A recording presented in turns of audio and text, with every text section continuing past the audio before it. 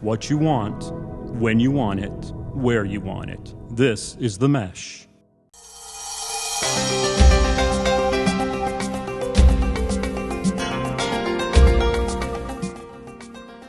Advanced care planning isn't just a legal process, it's a deeply human one.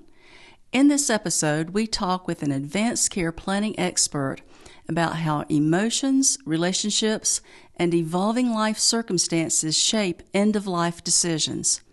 We explore what happens when someone changes their mind, how to update their plan, and how caregivers and healthcare agents can honor those wishes with clarity and compassion. This is a conversation about flexibility, trust, and putting people, not just paperwork, at the center of care. I used to think healthcare was all the same until I discovered Pace at home. Now I can come to a place to stay active, see the doctor, or just enjoy a meal with my friends. Plus, having a team of people that help me make sense of my options gives me the support I need to stay in charge of my own health. It's been life-changing. With Pace at Home, we offer a unique lineup of personalized care and a caring staff that feels like family, all under one roof. Call today and discover a community of caring delivered at your own pace. Welcome. I'm your host, Karen Summey, Project Manager at ACAPcommunity and an active family caregiver. If you're listening to our live broadcast, today is Friday, August 1, 2025 at 12 noon Eastern Time. We're delighted to have you here with us. Both my guest and I are live in the chat panel to take your comments and questions during the broadcast. To join in the discussion, simply sign into your own YouTube or Google account to access the chat panel in YouTube.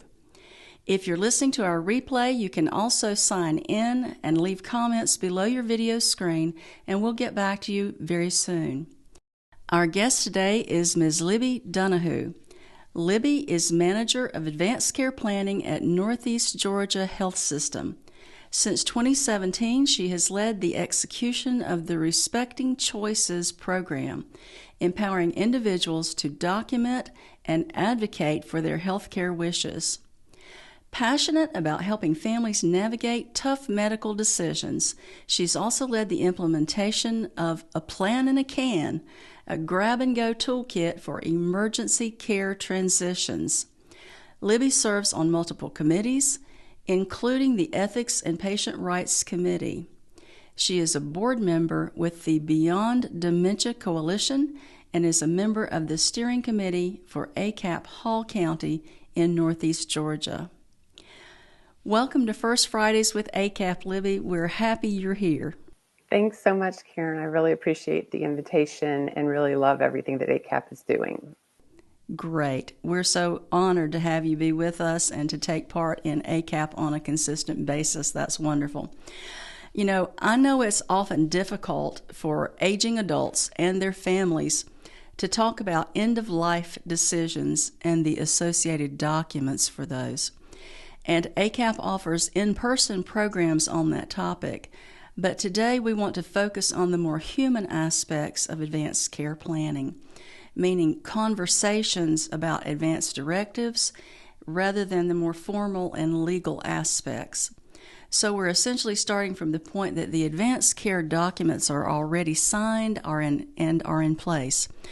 We do want to take a few minutes, though, to take care of a little bit of terminology around these documents and the process. So I know that you are going to talk about the differences between a healthcare agent and a legal medical surrogate. So to set the stage for the conversation today, could you help us understand how those roles differ? Exactly. And I think that's a really important part of patient advocacy is understanding what all of these authorities mean. So when the Patient Self-Determination Act came out, it required accredited health systems throughout our country to be required to ask if people have an advance directive. And because that is where someone gets to give the authority to someone else to be able to speak for them, to be able to advocate for their healthcare choices. So within an advance directive, some people used to call it the durable power of attorney for healthcare, or their proxy or their surrogate. Different states labeled it differently. So it's important to know what your state calls it, but essentially in Georgia, we call it your healthcare agent. And that becomes a person who has the ability to make a decision for themselves. So someone in their family can't make this choice for them, but a person themselves says, if I'm in the hospital and I'm not able to make decisions, I want that authority to go to this person. That doesn't have to be a family member. It can. I've had people name friends. I've had people name coworkers, faith people that are faith leaders in their life. So giving that authority to someone is what someone does in an advance directive. Now, when the hospital asks you if you have one, it's because we want to know who would be your advocate if we need someone to make decisions. On the other side of that, though, is not everybody does have advance directives. Across the country, I would say typically about 30 to 40% of people have even done this paperwork. So therefore, what falls into place is for the way a hospital system has to work is that we do have to have someone that would be that legal surrogate for a patient. So that's where we always want patients to understand who falls into this hierarchy by law. Some people call it a legal next of kin. Our state calls it a legal medical surrogate. But again, for your own state, pay attention to who falls in this hierarchy, because that's who the hospital is going to be required to reach out to make decisions for someone if they're unable to.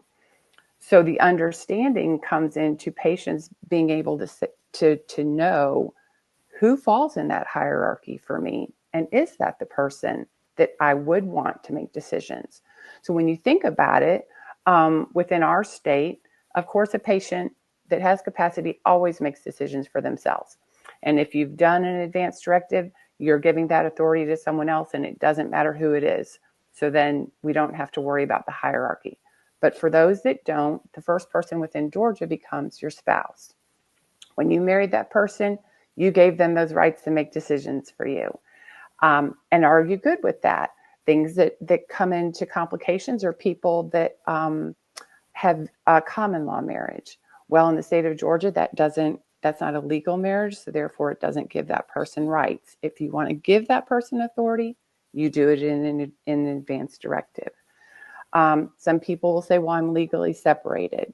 Well, that's not divorced, and if you don't want that person making decisions, you would need to name somebody else in an advance directive, because by Georgia hierarchy, that person would still be the one speaking for you. So then some people aren't married, or some people are widowed or divorced. So then it falls to if there is a legal guardian. So a legally appointed guardian, people are guardians of their minors, but after 18, someone can have a legally appointed guardian. That would be the next person in that hierarchy. If there's not a legally appointed guardian, then it goes to children. When the law states that a child can make a decision for a parent, if there's more than one child, we need for the patient to understand that if your children don't agree from the health system standpoint, if one child is telling us one thing and another child is telling us the opposite, we're going to end up having to wait on consensus. It puts the hospital system in a sense of having to wait because the children can't agree on those decisions needing to be made for their healthcare wishes. So it could delay a patient's wishes being honored because of having to wait. In the same way, for people that don't have children have to be over 18 to fall in that order and be able to make decisions. If there's not children, then it goes to parents making decisions for adult children over 18. Mm-hmm. If parents aren't living, it goes to siblings. Again, though, think about it. If one sibling is telling us one thing and another is telling us another, we're waiting on consensus. And so it puts the health system in the position of having to wait because any sibling can advocate, therefore they need to be in agreement. Beyond that, it continues to go down. This legal medical surrogate order can go on down to, grandchildren or nieces, nephews, things like that. But within the state of Georgia, there's laws around what authority that gives them at that distance of a relation. And so it's important for people to understand that as well. If someone has a nephew that they would want to be their advocate, it would be better to name them in an advance directive, because that gives them full authority to make decisions for that person. That's right. Whereas by that legal medical surrogate order, once you get below the sibling line in that hierarchy, there's certain decisions that people can't make. Even though it's their nephew, they wouldn't be able to make that patient a do not resuscitate. And so that's important in life choices and quality of life. If that person doesn't have full authority within the state of Georgia, that ends up having to go through the process of a 2-physician DNR and getting an ethics committee involved. And so again, it's just delaying the ability to honor someone's wishes because of that. So understanding what the legal medical surrogate order is in your state, because some states might have a different order of where that legal guardian falls, or they might have a different order as to whether they accept common law marriage or not. So for everybody to consider what it is for their state, because it's an easy Google search. But knowing that what I went through is for the state of Georgia, and knowing that that's only in place if you haven't thought through naming someone and giving them authority as your healthcare agent, which is what we really feel like empowers people the most, because it allows people to say, you know what, I actually want my sister over my kids, or I want my friend because I'm estranged from all family, or I don't have family. So to me, I think it's the most important part of an advance directive is making sure that people understand what those positions have as far as authority. Okay, well, it sounds like, as always, when legalities are involved, things can get complicated very quickly. And it sounds like having your wishes fulfilled at the end of your life is dependent on a number of factors, such as whether you have those advanced care documents in place and whether you have someone you know who is designated as your healthcare agent, or which state you live in and what that state's laws say about who can stand as a legal medical surrogate. So is that the gist of it? It is. And when people think about an advance directive, there's 2 parts to it. You know, the first part is that who has authority, that healthcare agent or healthcare proxy. But then that second part is the part that replaced the living will, which is what would this person want to request or refuse? Do they want everything? Do they not want everything? Do they want something in between? It's individual for every person.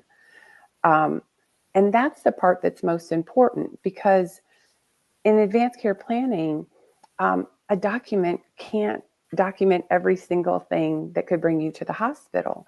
So what we always say, and we repeatedly say in our work, is the conversation is more important than the document.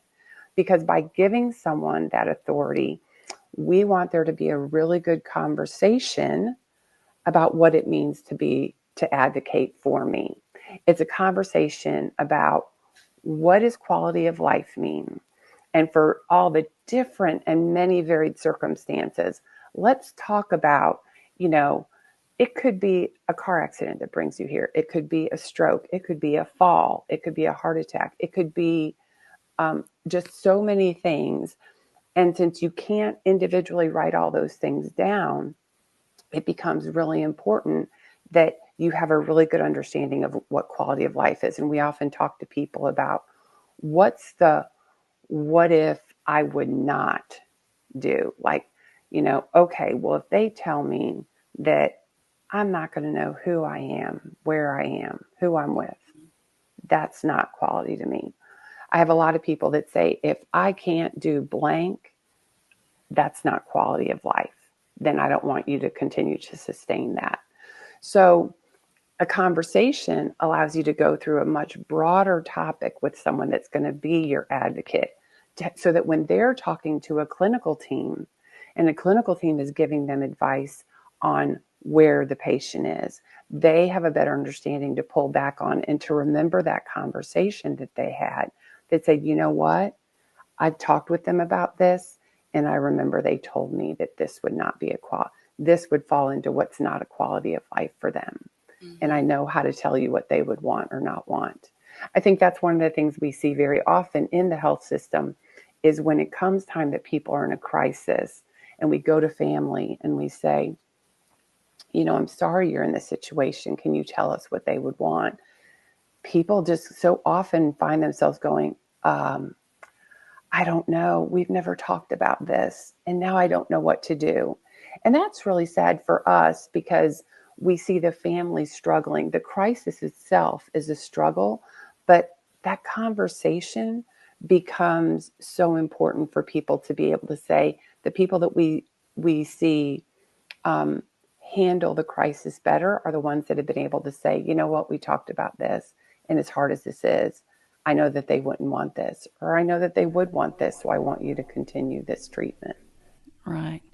This brings up so many thoughts to me about end of life and how people tend to think that death is the worst possible outcome, even knowing that we're all going to face that at some point. And we tend to be afraid to address it, almost as if we're going to bring it on faster if we talk about it, which is not the case at all. And people don't want to face their own mortality or feel that they're being morbid or something on that order. But really, this can come for any of us at any age.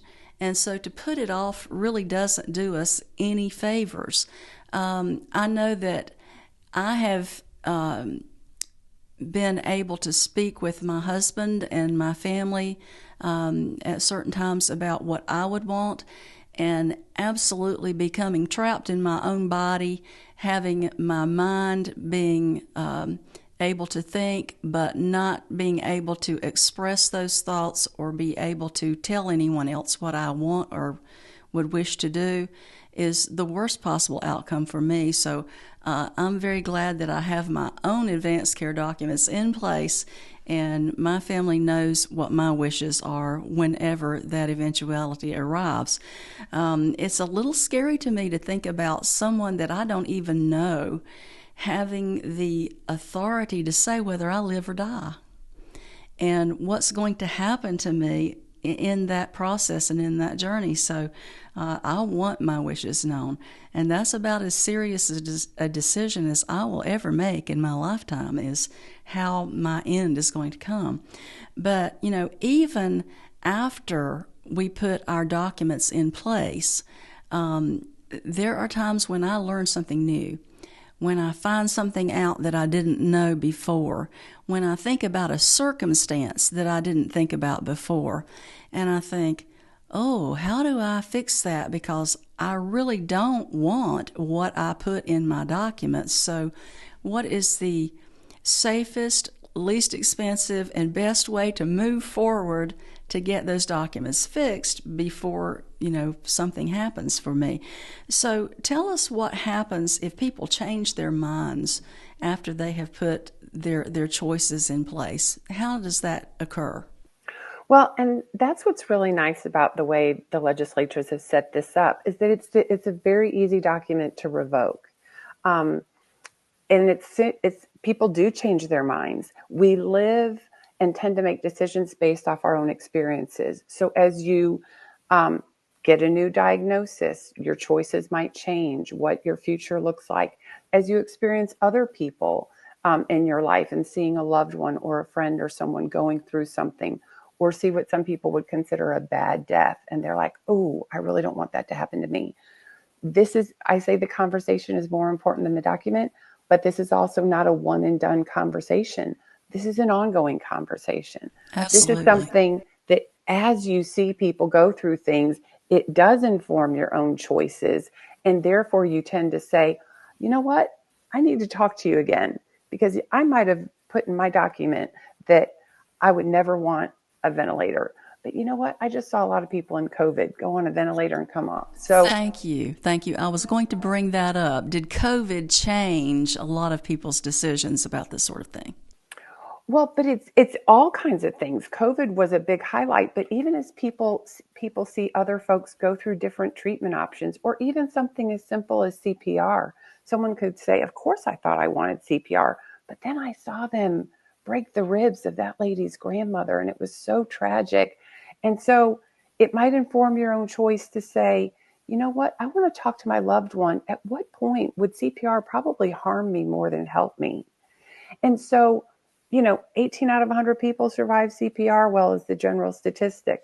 So that's a conversation. That's not me saying whether you should have it or not. It's saying it's a conversation that needs to be had for people in their own healthcare trajectory or the people that they would be advocating for, because those do change with time. So it is so easy to change your mind, do a new advance directive. It automatically revokes an old one when you do a new one, because you're signing and dating it to say that these are my wishes now.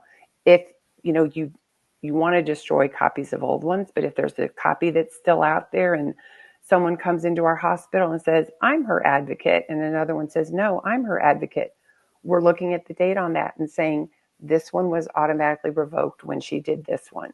So it is easy to update, and it should be something that people don't feel scared about putting things in writing, because they can change their mind.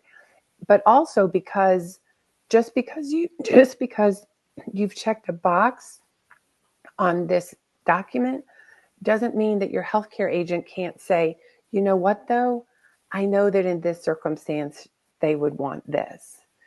Just because someone says, I would want this time frame of trying treatments. If that patient isn't able to speak for themselves and that healthcare agent says, you know what, but for this situation, I think they'd want to try it longer, it's okay, because you've given that authority to that healthcare agent to say, we can't document every circumstance, but I know that in this case, they would want to try this longer or shorter. You know what? I know that they said they wanted to try this for, 6 months, but this isn't what was quality to them. I know that they would want to be removed from this care or request or refuse on either side of it.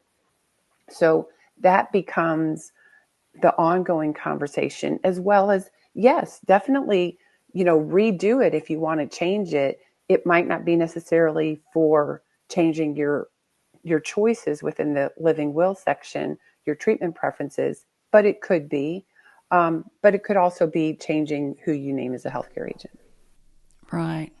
It's so easy to see why a lot of people don't understand this, and why they may in one sense feel empowered by taking care of advanced care planning, and in another sense they may feel that they're giving away their power by signing a legal document that kind of locks them into something. And it makes it very clear why those conversations with your family and the people around you who would be making those decisions when you can't becomes more important than ever, because they truly can say, no, I know personally this is what my loved one would want in this circumstance, so this is what we should do. So the conversations are so very important. I really get that. And I want to take a moment to talk a little bit about some differences in levels of care. So can you tell us a little bit about the differences between therapeutic care and life-sustaining care, and how those tie into the advanced care planning? Exactly. And that's part of understanding what authority you have in this decision making, as well as patient advocacy, understanding what the choices are, because people get so nervous about advanced directives. Talk about life-sustaining treatment. Would you want mechanical ventilation to sustain your life? That's not saying, would you want mechanical ventilation if you have pneumonia and you need to be intubated with a tube down your throat while you get better? Therapeutic care is, this is treatment that will help you get better, and then that treatment can be removed. Life-sustaining means you're not going to ever go without this.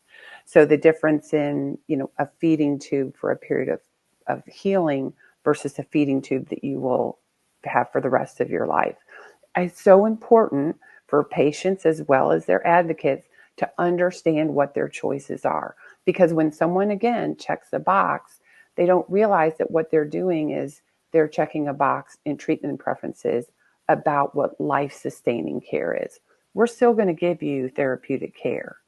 And we don't ever want patients nor their advocates to fear that, oh, wait a minute, they said they don't want that, and now they're not going to give that to them. That's not it at all. So it really comes down to an understanding, and it goes back to helping ask the questions that you need answered to your clinical team, your medical team, saying, well, what do you mean by this? If we're going to do this treatment, what does this mean? Are we hoping that they're going to come off this? Are they definitely going to come off this? Is this a therapeutic healing measure, or is this a life-sustaining measure? And so, because quality of life, and going back to all those people that say, I don't want to be a burden on my family. There's so many things I wouldn't want. Well, is this something that you need for a time, or is this something that would be forever and it's something that you wouldn't want? It goes back to that. These are my definitions. If I can't do this, I wouldn't want it. Well, if you can't do this for a short period of time while you're healing versus if you can't do this ever again. And so to me, that's so important, and such a big part of patient advocacy is making sure that the patients and family understand what treatments they're choosing and for how long, for what reason. Because life-sustaining care is saying, this isn't quality of life to me, or this is quality of life to me. It's not for us to ever judge what quality is for someone else. One person might say, I would not want to live on a ventilator the rest of my life where I wouldn't know who I am, where I am, or who I'm with. Other people will say, I don't care if I don't know who I am. As long as they can sustain me on a ventilator, I want that.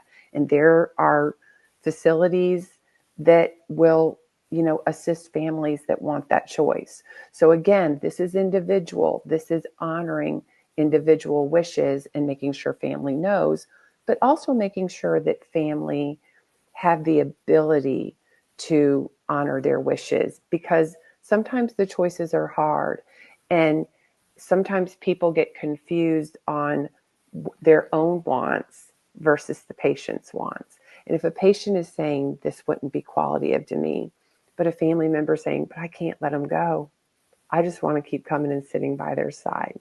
It's like, okay, but is that what they want? Is this day a quality of life day for them? And so remembering that when you choose someone, you have to choose someone that can honor your wishes, even if they disagree with them. Right. These are such important distinctions. So many decisions to be made, and they're life and death decisions. We know that. And so just so important to understand what we're signing, what we're looking at, how the rights we have to change our minds, the process to do that, who to talk with, the professional people to talk with about the choices we're making, and making distinctions between the healing care and the end-of-life care and all of these things that we do. So there's so much to be considered when we're really trying to make our final wishes be known to both our healthcare teams and to our families. So is there anything else that you would like to tell our audience about the human side of advanced care planning before we close? And included in that, would you tell us who we talk with? You are an advanced care planning manager, so does that mean you're helping people put these in place and make those decisions? Tell us a little bit about that, and anything else you'd like for us to know. Well, I think the title is really the most important thing in this, is that this is a human experience. I think that we have over-medicalized death, and we have made it such a medical process that we have kind of lost the fact that it's a human process. And so to me, when you're talking about being someone's advocate or advanced care planning, is just having a conversation with the people that you love. This is something that I heard one of our chaplains refer to as a love letter, because truly what it is this conversation is a gift. When you're choosing someone, and we're saying choose someone that, will honor your wishes even if they disagree with them and stuff, we're really talking about, this is the person that's going to walk with you to the end. And as much as we struggle with talking about that, let me just tell you that it is a privilege to walk with someone to the end. And so hold that as the privilege that it is. And then I think that it gives you, like you said, instead of feeling like this is a morbid topic, it becomes this gift of love, of saying, it's not that I can't wait for you to kick the bucket and go. It's that I want to make sure that you live every moment how you want, and how can I advocate for that? So just really encouraging people that what a privilege it is to be an advocate for someone and walk with them to the end, because ultimately death is painful for those that are losing loved ones, and I don't get to take that away. All I can do is try to give people a sense of peace in that grieving process of saying, I know that I did what they wanted. I was able to honor their wishes. I'm so thankful that they shared with me how to advocate for them. Because even things as simple as, there's choices about healthcare to the end, but there's also just comfort measures. And comfort is more than medicine. It's more than just what we can do medically. It's about who do you want around? Why do we do pet therapy and music therapy in hospitals? Because there's comfort that's more than medicine. So knowing your loved one and taking that privilege of what are all the things that I can afford to them, to help give them a good life to the very end. I just think that that's that's the human part of this. Yes, there's lots of resources about documents, but that's something that's very easy to find. Every state has their own advance directive. It's very easy to Google it. As far as help, all hospital systems are required to ask. I'm hoping that people are having conversations before they ever get to the hospital, before they're in crisis situations. So you can look at resources like ACAP, find places online that are talking you through these decisions and these conversations. I think ACAP is probably one of the greatest resources out there that's helping people broach topics that they've been hesitant about or that they've put off. But other resources like that, such as, the AAAs, the areas on aging, or some senior centers, or people, elder law attorneys are fantastic. They can do the financial side, not, the healthcare power of attorney through an advance directive. It doesn't need to be done with a lawyer, but a lawyer will help someone when they're doing the other paperwork as well, such as a last will and testament versus the living will. But they can bundle it all together for you and help get all of the financial side as well as the healthcare side done. But not everybody has the ability to pay an attorney, so that's why it's also easy for anybody to go online. Mm-hmm. Right. Well, I want to do one point of clarification. You mentioned AAA, and in the caregiving world, AAA is Area Agencies on Aging. It has nothing to do with the AAA that comes and rescues you when you're broken down on the side of the road. So just a clarification there. And I just want to say thank you, Libby, for what you do day to day in helping people put these things in place so that we do honor everyone's wishes as they're approaching the end of the journey. And this has been a very informative talk.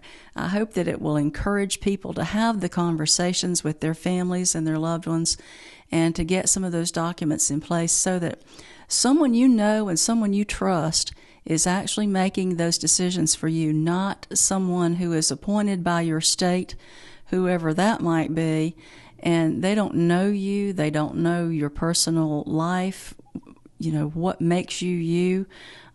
So I encourage everyone to get those documents in place. So I really thank you for sharing this time with us today.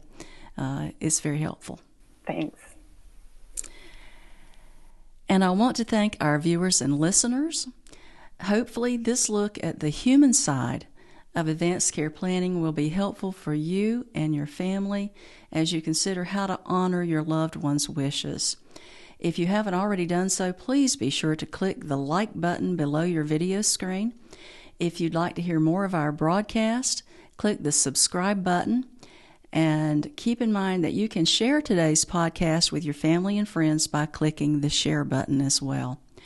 We also want to say thank you to Pace at Home in Newton, North Carolina, for sponsoring all of our Caregiver Community podcasts, and to Every Age, our sustaining partner. Please join us again on Friday, September 5, for our next episode. You can view the replay of today's program through our website at www.acapcommunity.org or find the audio podcast as part of the Mesh network of online shows and podcasts. You'll find us on any platform where you listen to podcasts as well as on our website. While you're on the site, we hope you'll take a few minutes to learn more about ACAP, our free educational programs for caregivers, and our growing number of local community chapters offering in-person programs. Until next time, be well. Thank you, and bye for now.